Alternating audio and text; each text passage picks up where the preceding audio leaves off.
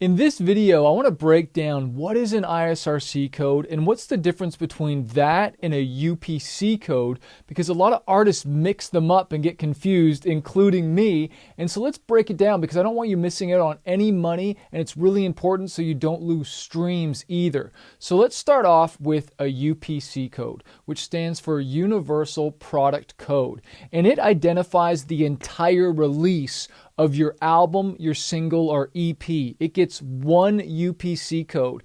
Think of it like a barcode that you'd have on a cereal box. It tracks sales and distribution for that full release, or even a CD, right? We have the barcode right here on the CD. We have the barcode right here on the vinyl, but that's for the whole product, right? So if you drop an album with 10 tracks, the album will have one UPC code, whether that's a physical CD or if it's a digital album that you upload to like DistroKid or TuneCore, it will have a UPC code for the full album or the 5-song EP, or even when you release one single, you will have one UPC and you will have one ISRC code, which leads me to the ISRC code. What does that stand for? Well, it stands for International Standard Recording Code. It's totally different for every single song or recording. Every single song on your album gets a different ISRC code, okay? Each one gets a separate one. And guess what? If you do a remix of a song or an acoustic version or maybe a rock remix, it will have a different ISRC code because it's its own separate recording. And here's why both are so important. You see, UPC codes make sure your album or your single shows up properly on platforms and tracks the sales, all the individual sales.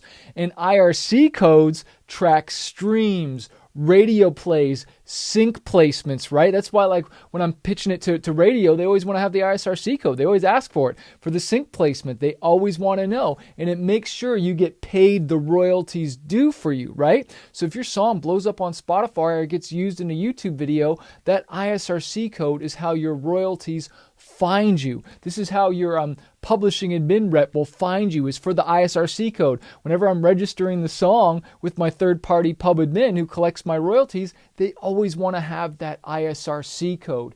And here's the little secret. When you upload your single, right? Upload it to, let's say, DistroKid, and you release it and it's out, and then you want to release it on an album, you have to make sure you grab the same ISRC code and include it when you're uploading the release. You'll see a little spot there that says already have an ISRC code, and because you released the song as a single already, you want to say yes you do, and you want to copy and paste that original ISRC code so you don't lose any of the streams that you've built up digitally on Spotify, Apple Music, YouTube, etc., because we want to keep building up those streams. And so when I release a song as a single, they give me the ISRC code, like it's just created for me, right? Same thing with the UPC code. It's just assigned to you digitally.